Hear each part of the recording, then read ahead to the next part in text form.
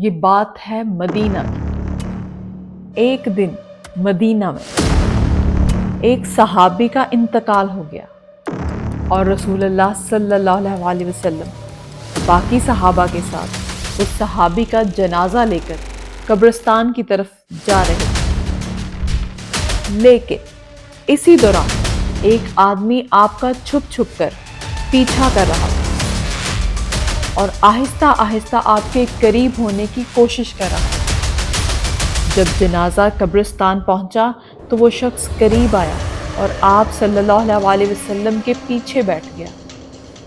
اچانک آپ صلی اللہ علیہ وسلم سمجھ گئے کہ یہ شخص چاہتا کیا ہے۔ آپ نے اپنی کمر سے چادر ہٹا دی۔ اس آدمی نے آپ کی کمر پر نشان دیکھا اور وہ زاروں قطار رونے لگا۔ یہ دیکھ کر سب مسلمان حیران رہ گئے۔ یہ کون ہے؟ اسے کیا ہو گیا ہے؟ یہ رو کیوں رہا ہے؟ رسول اللہ صلی اللہ علیہ وسلم نے نرمی سے پوچھا، بتاؤ تم کون ہو اور تمہاری کہانی کیا ہے؟ اس آدمی نے اپنی کہانی شروع کی اور کہا، میں مدینہ میں ایک یہودی کا غلام ہوں، مگر میں ہمیشہ سے غلام نہیں تھا۔ میرا تعلق دنیا کی اس وقت کی سپر پاور پرشین امپائر سے ہے۔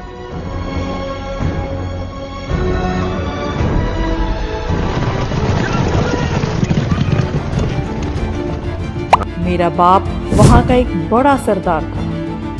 یہ سن کر سب صحابہ خاموش ہو گئے۔ پھر اس نے کہا، میرا نام ہے سلمان فارسی۔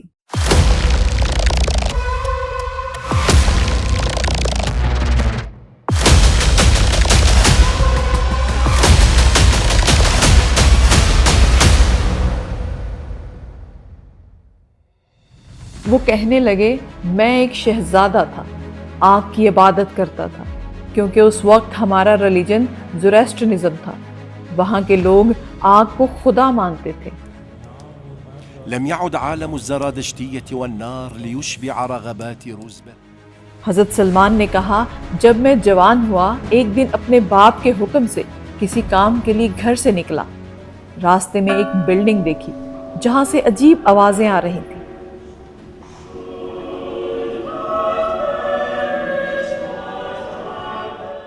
حضرت سلمان نے کہا کہ میں اندر گیا تو دیکھا کچھ کرسچنز اپنے رب کی عبادت کر رہے تھے۔ ان کی تلاوت، ان کی عبادت اور دعاؤں نے میرے دل کو سکون دیا۔ ان کا طریقہ اور عقیدہ مجھے بہت پسند آیا اور میں نے سارا دن اسی چرچ میں گزارا۔ میں اتنا متاثر ہوا کہ اپنا آگ والا مذہب چھوڑ کر عیسائیت کو قبول کیا۔ پھر میں نے ان کرسچن سے پوچھا کہ مجھے بتاؤ یہ مذہب کہاں سے آیا؟ ان کرسچنز نے کہا، اگر آپ صحیح کرسچینٹی سیکھنا چاہتے ہیں تو آپ کو پرشین امپائر چھوڑ کر رومن امپائر جانا پڑے گا۔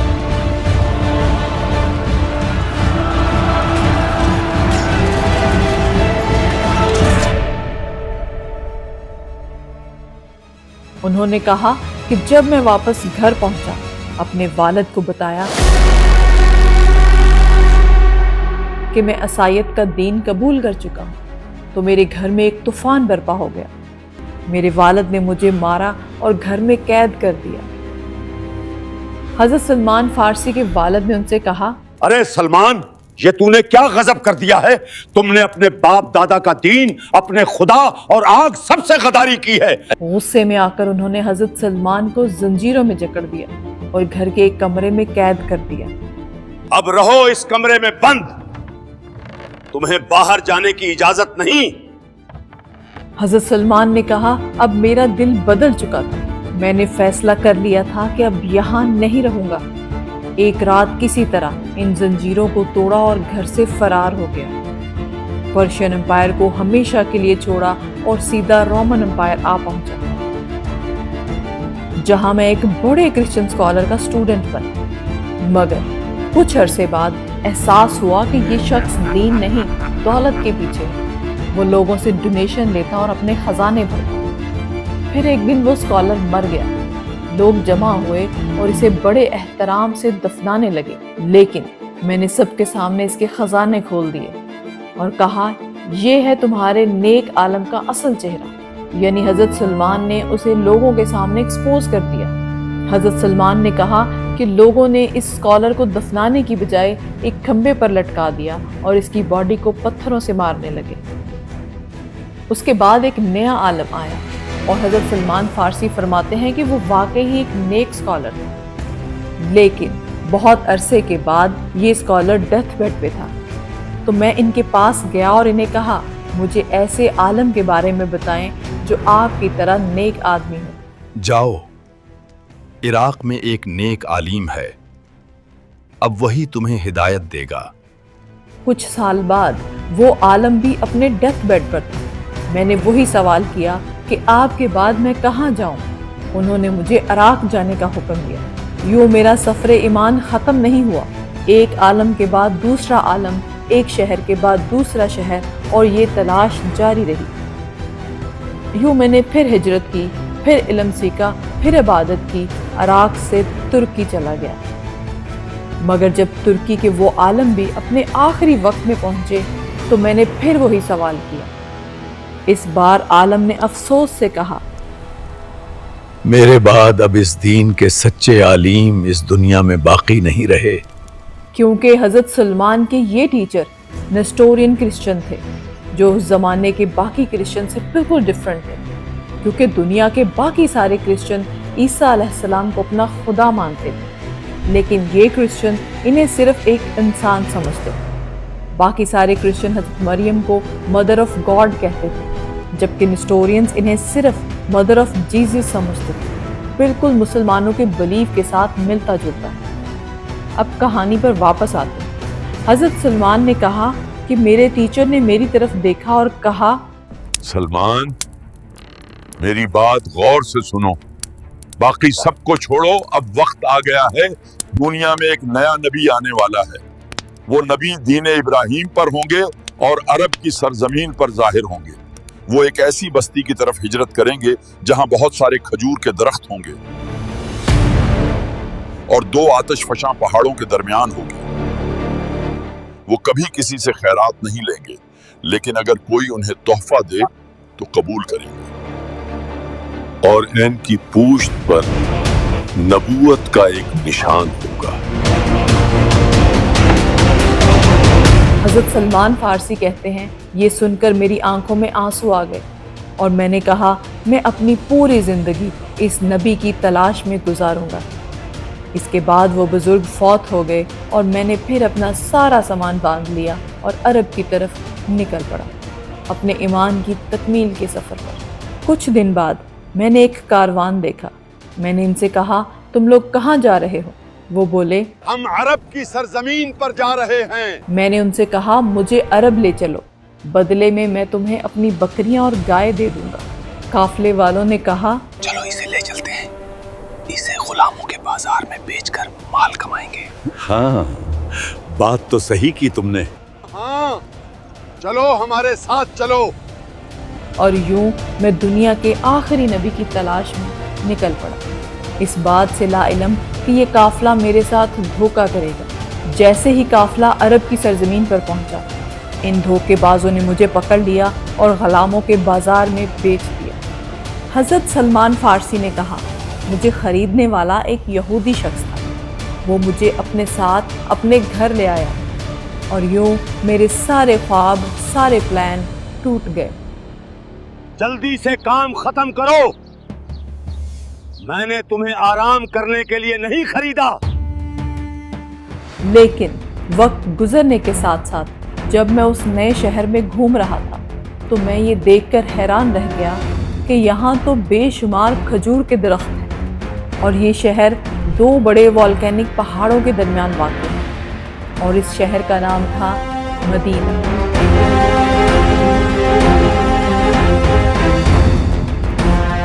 میں دل ہی دل میں بول اٹھا یہ تو وہی نشانیاں ہیں جن کا ذکر میرے استاد نے کیا تھا۔ میری خوشی کی انتہا نہ رہی۔ اب میں مدینہ کے ہر کونے میں اس نبی کو ڈھونڈنے لگا، مگر مسئلہ یہ تھا کہ ابھی اس شہر میں کوئی نبی تھے ہی نہیں۔ اب میں اپنے یہودی مالک کے گھر میں رہنے لگا اور دل میں ایک ہی خواہش کہ کاش وہ نبی جن کی نشانیاں بتائی گئی تھی اب ظاہر ہو جائیں، اب ظاہر ہو جائیں۔ حضرت سلمان نے کہا کہ ایک دن میں اپنے مالک کے باغ میں ایک درخت پر چڑھا تھا اور میرا مالک نیچے کھڑا تھا۔ اچانک ایک شخص دوڑتا ہوا آیا اور غصے میں کہنے لگا، مدینہ کے لوگ پاگل ہو گئے ہیں، مکہ سے ایک آدمی آیا ہے جو خود کو پیغمبر کہتا ہے اور یہ سب اس کی پیروی کر رہے ہیں۔ حضرت سلمان کہتے ہیں کہ یہ سن کر میرا دل زور سے دھڑکنے لگا، مجھے لگا کہیں میں درخت سے گر نہ جاؤں، مگر میں نے خود کو سنبھالا اور تیزی سے درخت سے نیچے اترا۔ میں اس شخص کے پاس گیا اور پوچھا، تم نے کیا کہا؟ کون آیا ہے؟ یہ دیکھ کر میرے مالک کو بہت غصہ آیا اور وہ مجھ پر چیخا، اے غلام، تمہیں کیا لینا دینا ان کاموں سے؟ جاؤ، جا کر اپنا کام کرو۔ لیکن میرے دل میں نور یقین اتر گیا کہ یہی وہ نبی ہیں جن کا وعدہ میرے استاد نے دیا تھا۔ کچھ دن بعد میں نے اپنے مالک سے اجازت لی اور آپ صلی اللہ علیہ وآلہ وسلم کی خدمت میں حاضر ہوا اور آپ سے عرض کیا، میں نے سنا ہے کہ آپ ایک نیک انسان ہیں اور آپ کے ساتھ غریب لوگ رہتے ہیں، لہٰذا میں آپ سب کے لیے یہ صدقہ لایا ہوں۔ آپ صلی اللہ علیہ وآلہ وسلم نے خود کچھ نہ کھایا بلکہ فرمایا، تم کھاؤ، میں صدقہ نہیں کھاتا۔ یہ دیکھ کر میرا دل روشن ہو گیا کہ ایک نشانی پوری ہو گئی، اب 2 نشانیاں باقی تھیں۔ یا رسول اللہ صلی اللہ علیہ وآلہ وسلم، چند دن بعد میں دوبارہ آپ کی خدمت میں حاضر ہوا۔ اس بار میرے ہاتھ میں کھانے کی کچھ چیزیں تھیں۔ میں نے آپ سے عرض کی، یا رسول اللہ صلی اللہ علیہ وآلہ وسلم، یہ صدقہ نہیں بلکہ گفٹ ہے۔ آپ نے مسکرا کر وہ گفٹ قبول کیا اور فرمایا، بیٹھو، تم بھی کھاؤ، اور پھر آپ نے خود بھی تناول فرمایا۔ یہ دیکھ کر میرے دل میں بجلی سی گرج اٹھی کہ دوسری نشانی بھی پوری ہو گئی۔ اب صرف ایک نشانی باقی تھی اور وہ تھی آپ صلی اللہ علیہ وآلہ وسلم کی پشت مبارک پر مہر نبوت۔ لیکن میں حیران تھا کہ یہ نشانی کیسے دیکھوں۔ اب پوچھ بھی نہیں سکتا تھا کیونکہ آپ کے آس پاس حضرت عمر اور دوسرے صحابہ ہمیشہ کھڑے رہتے، پوچھنے کی جسارت نہ کر سکا۔ اور آج مدینہ میں ان صحابی کا انتقال ہوا اور آپ صلی اللہ علیہ وآلہ وسلم خود اس کے جنازے میں شریک ہوئے۔ اسی موقع پر میں نے خاموشی سے آپ کے قریب آنا شروع کیا، اور جیسے ہی میں قریب پہنچا تو آپ نے خود ہی اپنی چادر اٹھا دی اور میں نے وہ نبی کی مہر اپنی آنکھوں سے دیکھ لی۔ یوں حضرت سلمان فارسی نے رسول اللہ کو اپنی زندگی کی کہانی سنائی کہ کیسے وہ آتش پرست تھے، پھر ایک عیسائی بنے اور آخر کار سچائی کی روشنی میں اسلام قبول کر لیا۔ ان کی آنکھوں سے آنسو بہہ رہے تھے، وہ زمین پر گر گئے اور روتے رہے۔ یا رسول اللہ صلی اللہ علیہ وآلہ وسلم، یہی وہ نشان ہے جس کا وعدہ میرے استاد نے مجھ سے کیا تھا۔ اور کچھ ہی عرصے بعد جب اسلام کی پہلی جنگ بدر کا وقت آیا،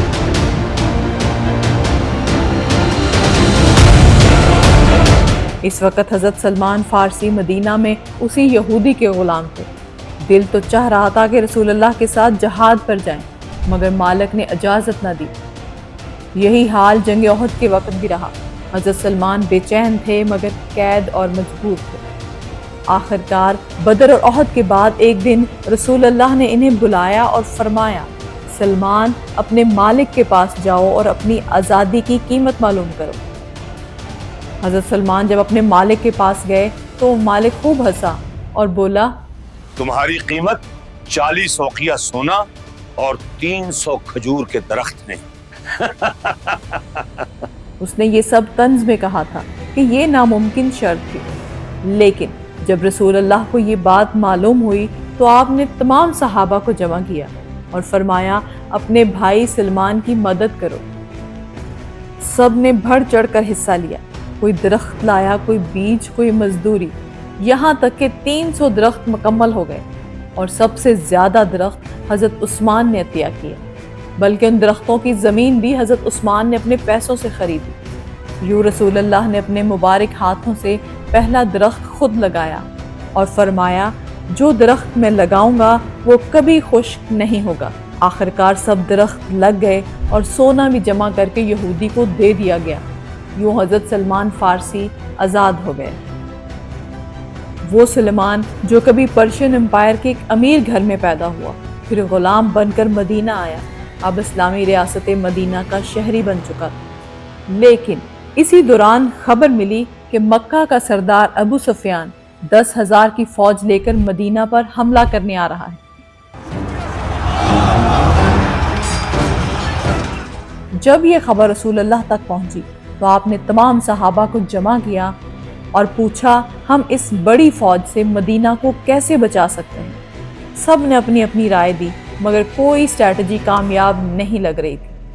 تب مجمع کے ایک کونے سے آواز آئی، یا رسول اللہ صلی اللہ علیہ وسلم، میرے پاس ایک آئیڈیا ہے۔ یہ آواز تھی حضرت سلمان فارسی کی۔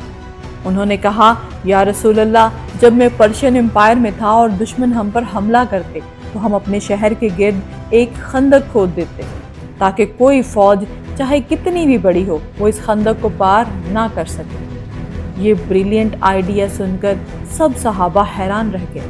سب کی نظریں رسول اللہ پر تھیں اور آپ صلی اللہ علیہ وسلم مسکرا رہے تھے۔ پھر آپ نے فرمایا، ہم مدینہ کے ارد گرد خندق کھودیں۔ یوں مدینہ کے تمام مسلمان دن رات خندق کھودنے میں لگ گئے اور یوں تاریخ کی مشہور جنگ بنی غزوہ خندق۔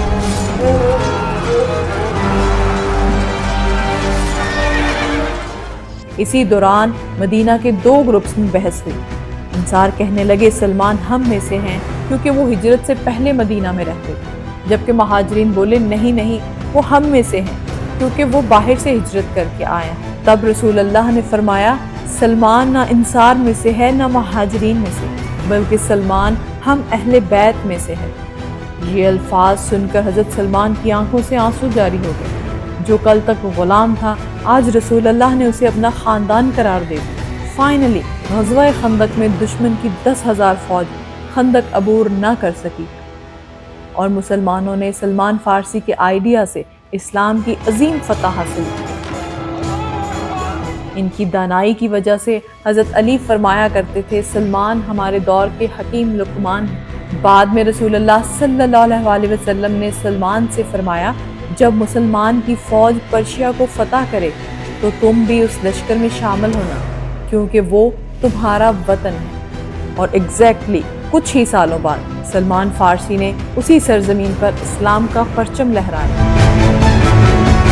جب رسول اللہ صلی اللہ علیہ وسلم نے دنیا کے بادشاہوں کو اسلام کی دعوت کے لیے خطوط بھیجے تو پرشین امپائر خسرو کے نام خط حضرت سلمان فارسی نے اپنے ہاتھوں سے لکھا۔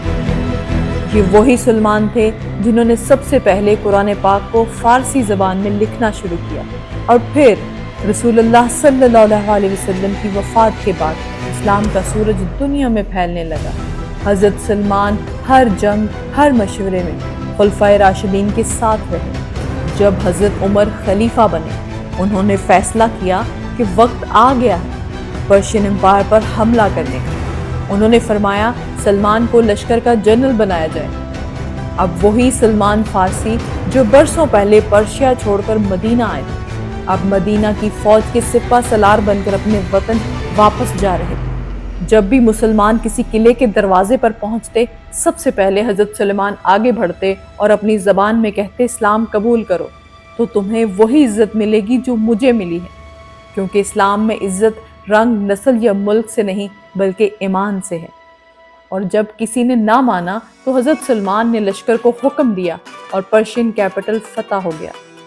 خلیفہ عمر نے اعلان کیا حضرت سلمان کو گورنر مقرر کیا جائے۔ آپ کی تنخواہ مقرر ہوئی 5,000 گولڈ کوئنز پر منتھ، مگر وہ سب غریبوں میں بانٹ دیتے۔ ان کے پاس نہ کوئی محل تھا، نہ قافلہ، نہ ساز و سامان، بس ایک چٹائی، ایک پیالہ اور ایک کمبل۔ اور پھر جب خلافت حضرت عثمان تک پہنچی حضرت سلمان فارسی بیمار ہو گئے۔ انہوں نے اپنی بیوی کو بلایا اور کہا میرے بستر کے ارد گرد خوشبو چھڑک دو اور دروازے کھول دو کیونکہ میرے پاس بہت خاص مہمان آنے والے ہیں، فرشتے۔ یوں وہ سلمان جو کسی وقت غلام تھے اب پرشین امپائر کے گورنر بن کر اللہ کے حضور لوٹ گئے۔ حضرت سلمان نے دنیا کو سکھایا کہ اصل عزت نہ دولت میں ہے نہ طاقت میں، بلکہ ایمان، عدل اور علم میں ہے۔ سبسکرائب